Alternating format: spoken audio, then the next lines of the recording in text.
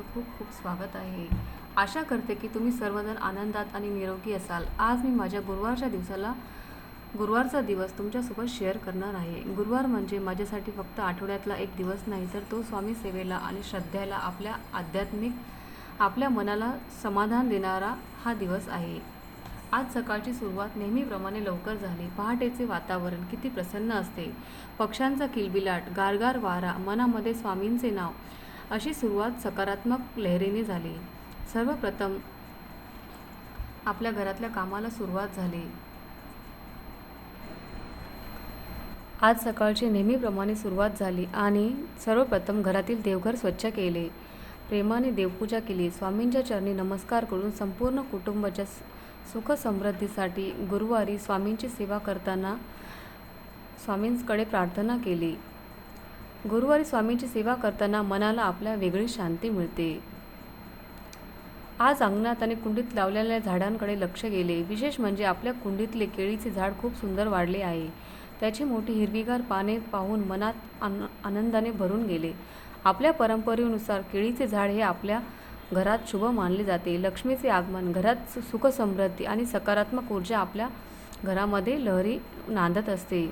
रोज त्याची काळजी घेताना निसर्गाशी जोडल्या गेल्यासारखे असे वाटते.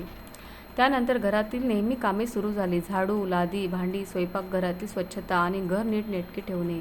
घर स्वच्छ असेल तर मनही प्रसन्न राहतं असे मला नेहमी वाटते. मुलांना शाळेसाठी तयार केले. त्यांचा डब्बा, पाण्याची बाटली, शाळेच्या वस्तू, सगळं काही नीट पाहून त्यांना प्रेमाने निरोप दिला. आई म्हणून मुलांच्या चेहऱ्यावरचं हसू, तेच माझं सर्वात मोठं समाधान असतं. आणि आपल्या घरातली कामं लवकरात लवकर आवरायला घेतली. मुलं शाळेत गेल्यानंतर मी दुपारच्या जेवणाची सुरू केली. आजच्या जेवणाचा मेनू साधा सोपा होता, पण पौष्टिक होता. दुपारच्या जेवणामध्ये आज मी गरमागरम वरण भात, मऊ चपात्या आणि ताज्या पालकची भाजी, मुलांच्या डब्यासाठी पालकची भाजी केली. आणि आपल्या मुलांनी घरचं पौष्टिक अन्न खावं ही प्रत्येक आईची इच्छा असते.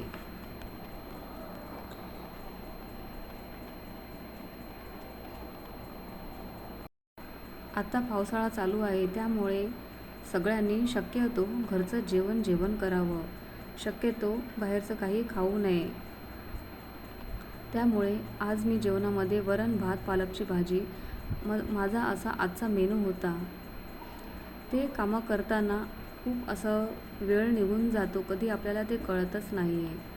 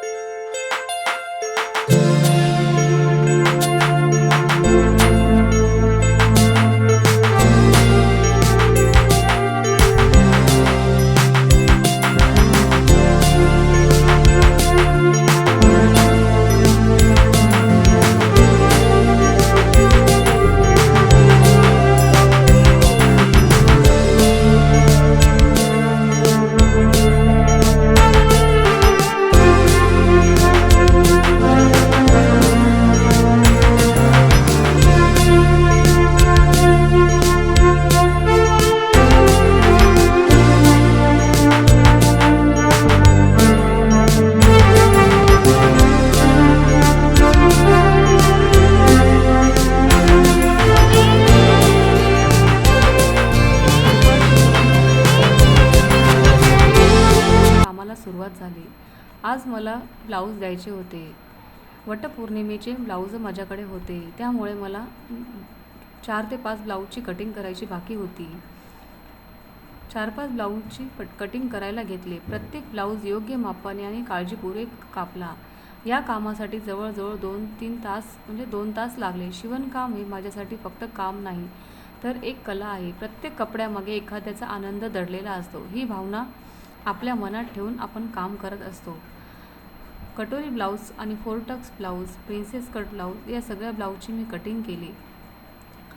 कटिंग करून ते व्यवस्थित मापाने कापून व्यवस्थित ब्लाऊज मोजून घेऊन कट करणे हे टेलर लोकांची एक जिम्मेदारी असते, कारण ते आपल्या विश्वासावर ब्लाऊज आपल्याला शिवायला देत असतात. पूर्ण मोजून मापून फिटिंग व्यवस्थित बसला तरच कस्टमरचे ब्लाऊज आपल्याला शिवायला वेळोवेळी येतात. आणि व्यवस्थित शिवलं तरच ते ब्लाऊज आपल्याकडे परत आपल्याला रिटर्न कस्टमर आपल्याकडे येतात. हे सगळं करताना खूप धावपळ होते, पण त्याशिवाय पर्याय पण नाही. पण ब्लाऊज चांगला मापाला बसला त्यातच एक समाधान आपलं आलेलं असतं.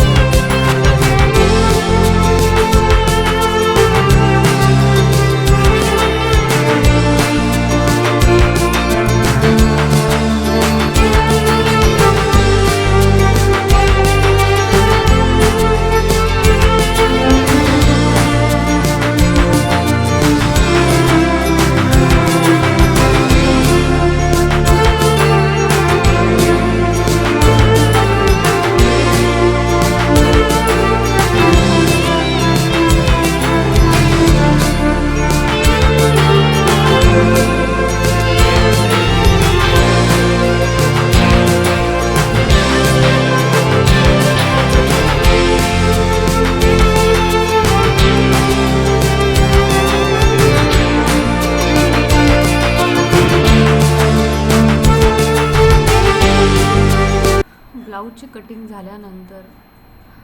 पूर्ण झाल्यानंतर मन अध्यात्माकडे वळले. आज माझे साखळी पारायणसुद्धा होते. त्यानंतर श्रीपाद श्री वल्लभ यांचा अध्याय वाचायचा होता. शांत बसून भक्तिभावाने अध्याय वाचला. प्रत्येक ओळ मनाला धीर देऊन जाते. आयुष्यात किती अडचणी आल्या तरी श्रद्धा विश्वास असेल तर मार्ग आपल्याला नक्की सापडतो याची पुन्हा आपल्याला जाणीव झाली. गुरुवार असल्यामुळे मला संध्याकाळची विशेष उत्सुकता असते, कारण प्रत्येक गुरुवारी स्वामींच्या मठात जाणे, आरतीसाठीही जाणे ही माझी अनेक वर्षाची सेवा स्वामी करून घेतात. घड्याळात 6 वाजले आणि स्वामींच्या दर्शनासाठी मी निघाले.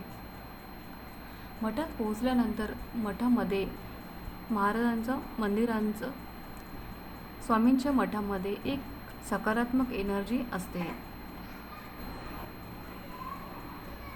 मठात पोचल्यावर वातावरण वेगळं असतं. स्वामींचा जयघोष, घंटांचा नाद, मंत्र उच्चार आणि उदबत्तीचा सुगंध आणि भक्तिभावाने भरलेलं वातावरण. मन आपोआप शांत होतं. आरतीच्या वेळी स्वामींच्या चरणी उभं राहिले की सर्व चिंता विसरून जातो. त्या काही क्षणामध्ये मन फक्त स्वामींमध्ये रमून जातं आणि आरती झाल्यानंतर प्रसाद घेतला. इतर भक्तांसोबतही काही वेळ सेवा केली. प्रत्येक गुरुवार हा नव्या ऊर्जेचा आणि नवीन विश्वासाचा असतो. आज रात्री 9च्या सुमारास घरी आले. दिवसभराची धावपळ खूप झाली होती, पण मात्र खूप शांत आणि समाधानाने भरलं होतं. घरामध्ये जबाबदाऱ्या पार पाडताना मुलांची काळजी, काम, शिवणकाम आणि त्यासोबत स्वामींची सेवा हे सगळं करताना कधीकधी थकवा येतो, पण स्वामी कृपेने पुन्हा नव्याने उभं राहण्याची क्षमता येते. हे सगळं करताना कधीकधी थकवा येतो. स्वामींच्या कृपेने पुन्हा नव्याने जगण्याची ताकद मिळते. मला नेहमी वाटतं की गृहिणीचा हा घराचा आधारस्तंभ असते. ती स्वतःसाठी काम खूप करते, कमी वेळ देते, पण तिच्या प्रेमामुळे संपूर्ण घर आनंदी राहते. म्हणून स्वतःवर विश्वास ठेवा, देवावर श्रद्धा आणि प्रत्येक दिवस कृतज्ञतेने जागा. जर आपल्या घरात श्रद्धा, प्रेम, सकारात्मक एनर्जी असेल, लक्ष्मीचं वास्तव्य असेल, तर आपलं घर मोठं असणं महत्त्वाचं नाही, तर घरात समाधान असणं हे खूप महत्त्वाचं आहे. आणि देवी देवतांचा आशीर्वाद असणं, स्वामींचा आशीर्वाद असणं खूप महत्त्वाचं आहे. हा ब्लॉग तुम्हाला आवडला असेल तर व्हिडिओला लाईक करा, शेअर करा, सबस्क्राईब करा. श्री स्वामी समर्थ. जय जय स्वामी समर्थ.